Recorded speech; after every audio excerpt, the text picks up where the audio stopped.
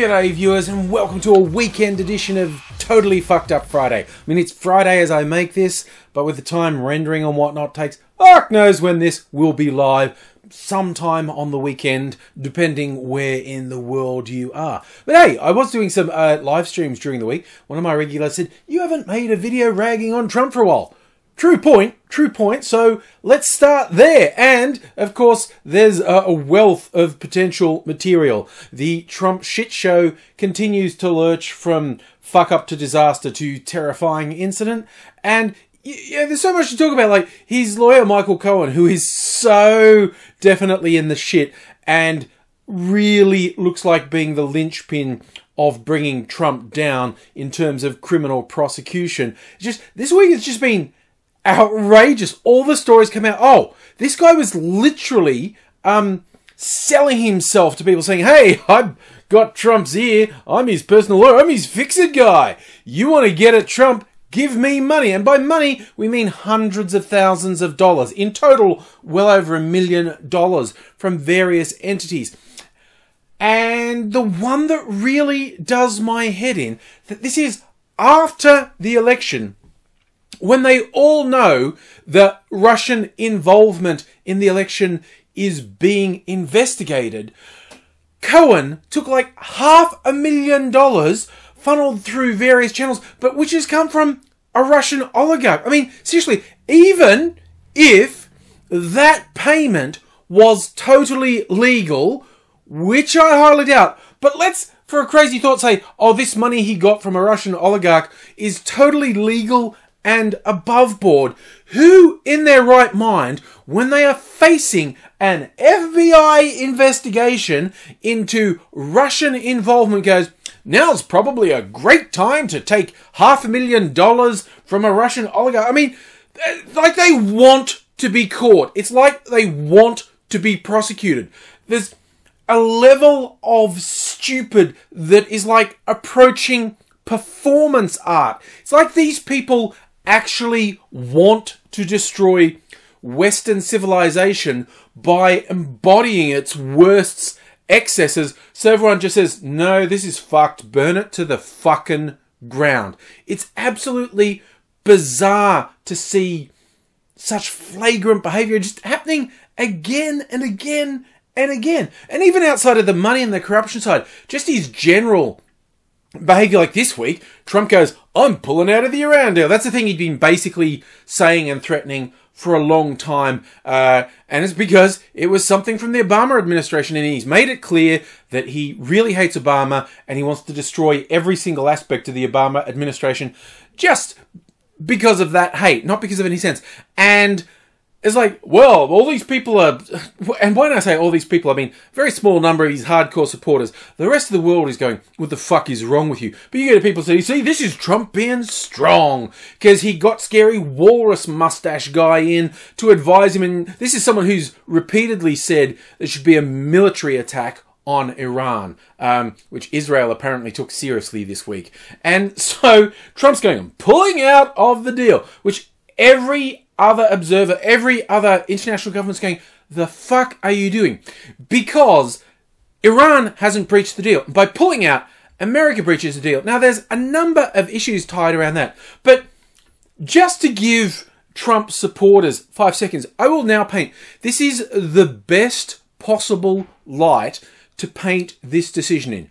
Trump and his truly fucking scary advisors have gone, the Iranian regime is by definition untrustworthy. They'll lie no matter what. No agreement with them counts. The only possible option for us is regime change. There is no point having any agreement with that regime because they're not trustworthy. We need to remove that regime. Now, if you want to say to me, the current regime in Iran are a pack of assholes, I'm going to say, yes, they are. They're really fucking awful. But life isn't that simple where you get to go, I don't like those people, therefore I'm going to renege on a previously negotiated deal and try to force them to do something they obviously won't agree to, and then through some form of magical thinking, I'll get rid of the regime. And this literally includes bombing Iran. And it's like, oh, we'll have even worse sanctions. So I'm thinking of the actual civilian population in Iran who resents the regime that runs things. And there are a lot of people who would push to get rid of the theocratic regime that runs Iran at the moment. But when outsiders bomb you, attack you, starve you, try and destroy your life, that is not what we call a hearts and minds operation. This reeks of the evil fucks in the Bush administration talking about, okay, I think we'll be greeted as liberators. How the fuck did that work out? Over 1 million people dead, trillions of dollars wasted, and terrorism's about 100 times fucking worse than it was. You actually inspired an entire generation of terrorists with that fuckery. But now, somehow, magically, in a much more stable regime in Iran, this time it will definitely work. It's like, it's a combination of being a really horrible piece of shit and thinking like, I can just bomb people into doing whatever I want, and being a complete fuckwit who thinks magical thinking will rule the day. And that's the best possible light to cast on it. Every rational person has just gone, what a bunch of cunts.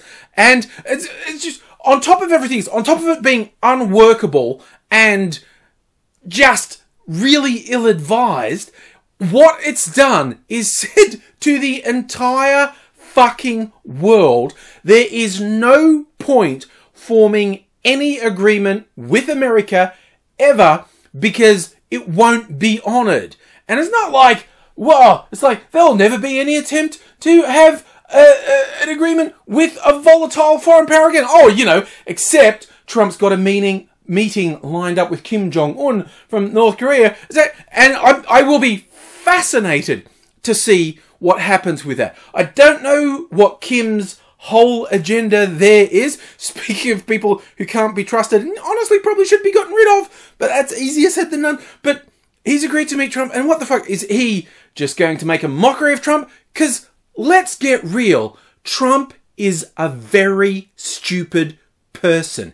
He is unintelligent. He is not a good businessman, as his ridiculous, sycophantic supporters insist on saying. He is not a good businessman. He is a failed businessman. He is a shallow, nasty, awful piece of work who only exists for being propped up by other people's money. And that's like people like the mob and Russian cartels. So it's like, he's stupid.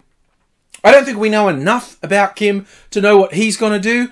And hey, maybe they genuinely want peace. And you know what? I'll go along with the leader of South Korea when someone said to him, do you think it's stupid that Donald Trump's been nominated for a Nobel Peace Prize because North and South are having talks now? And the leader of South Korea said, I don't care who you give awards to.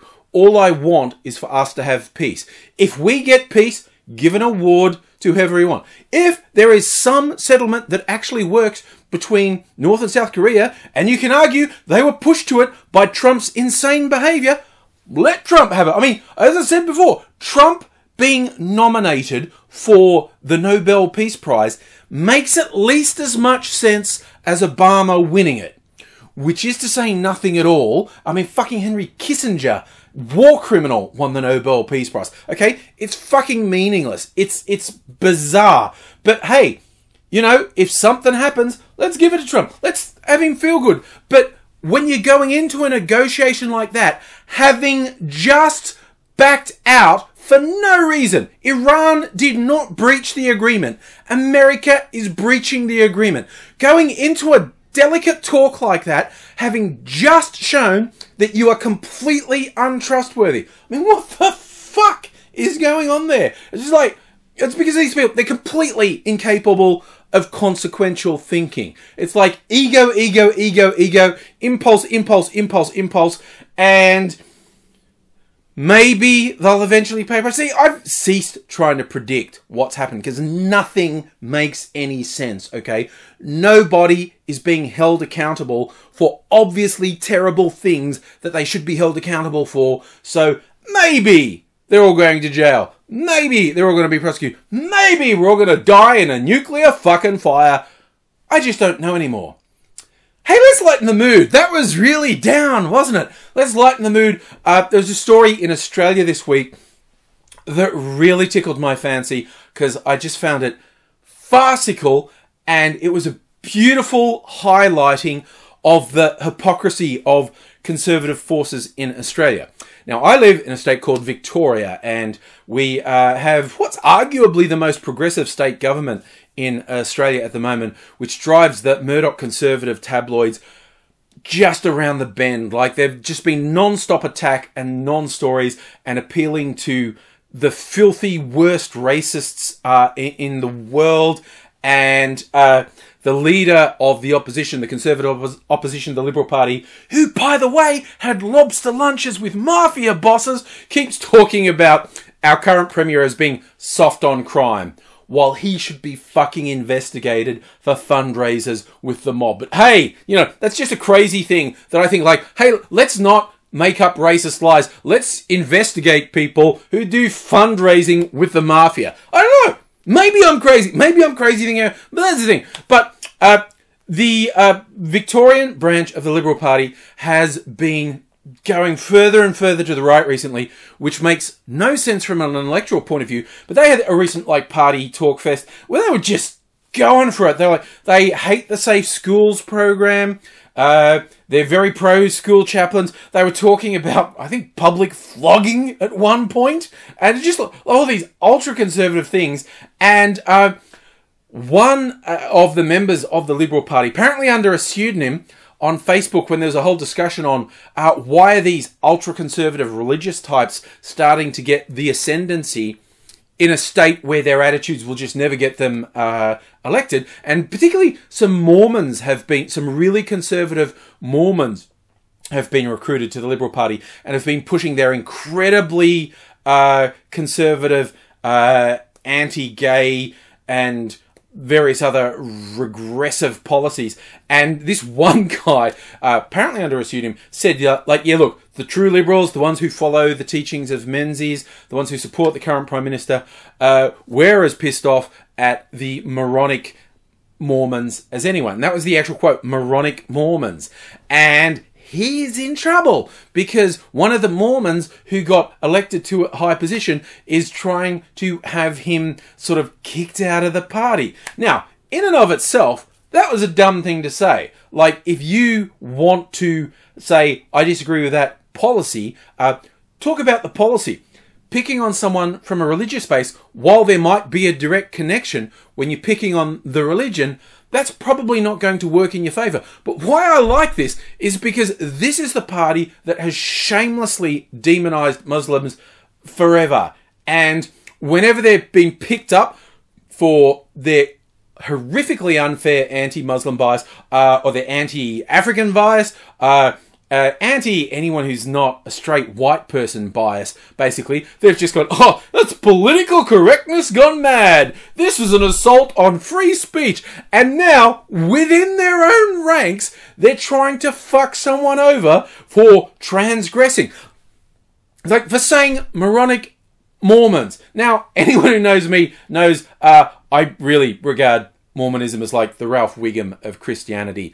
Like, their professed beliefs are so self-evidently stupid, it does my head in that a rational adult can feel those things to have any basis in reality. But hey, I'm not apologetic. But it is hilarious to me to see the party of free speech ripping on someone and maybe going to expel this person from the party for something that's honestly quite mild.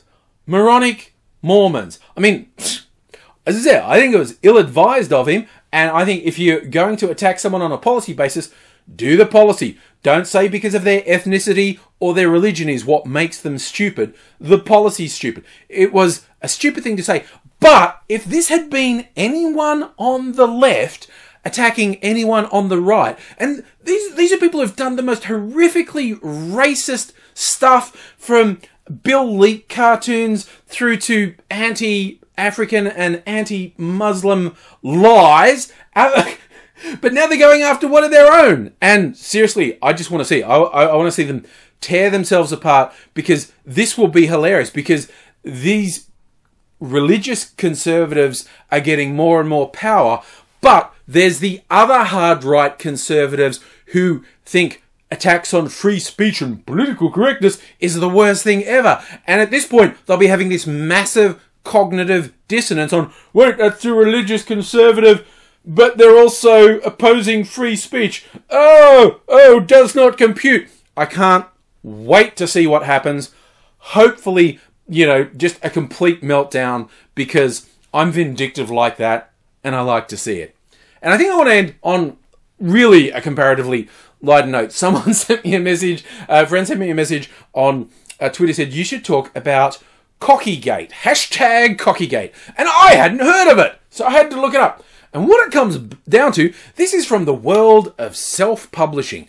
If you've never looked into it, it's fascinating and supremely weird, particularly in what's loosely called romance, but is often somewhere between softcore and hardcore porn. And it gets super weird. Super weird. From a woman who publishes stuff about dinosaur sex, and I don't mean sex between dinosaurs, I mean romance, through to porn of humans having sex with dinosaurs, through to the dude famed for his Pounded in the Butt series. He, by the way, oh my god, Chuck Tingle, he's gold. He is a god. If you don't already, find Chuck Tingle on Twitter and follow him. He's amazing. He's an incredible, unironically, he's an incredible person, and he has this whole parallel universe thing going on. He's great. Follow him. But there was an author who's decided they could trademark the word cocky in the name of their self-published romance. And you guess, there's a really subtle double entendre there. It's cocky, as in they're getting their cock out. And they decided they owned that word in the title of books and started sending cease and desist letters to other writers who used cocky or had a cocky series in their self-published books, which are mostly but not all gay porn. And you'll be surprised to learn that this is legally complete fucking bullshit. Trademarking a generic word like this, and her claims have been widely debunked as totally spurious, and she started to come across as not a great person. I mean, mind you, like any of these things, an internet hate mob's formed on both sides, and there's definitely people doing bad, dodgy shit. Like, people can't have an argument without turning into a fucking hate mob these days.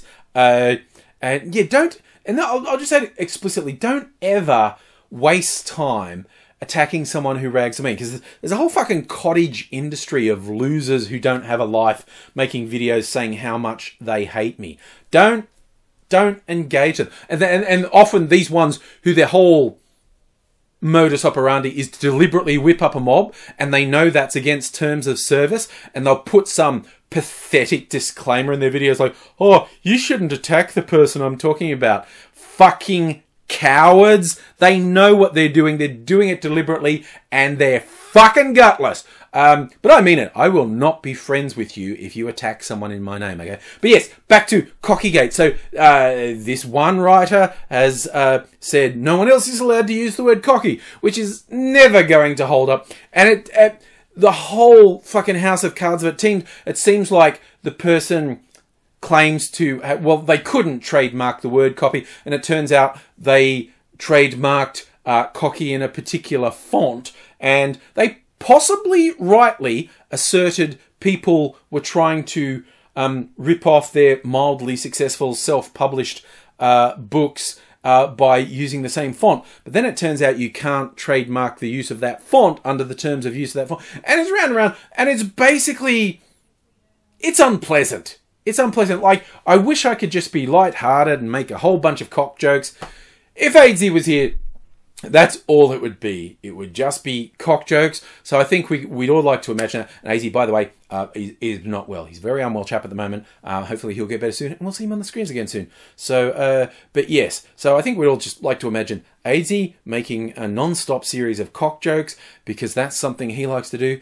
But yeah, copyright and trademark trolls. It's never good. But the way this one immediately devolved into being nasty, and then this writer seeming to exaggerate how nasty it was, but also being really belligerent and argumentative. It's all super weird. So I really do appreciate when people send me ideas. Like, definitely follow me on the socials if you don't already. Send me ideas for things to do videos, because I do spend a lot of the time looking at things that are fucked up in this world, but it's always possible to surprise me.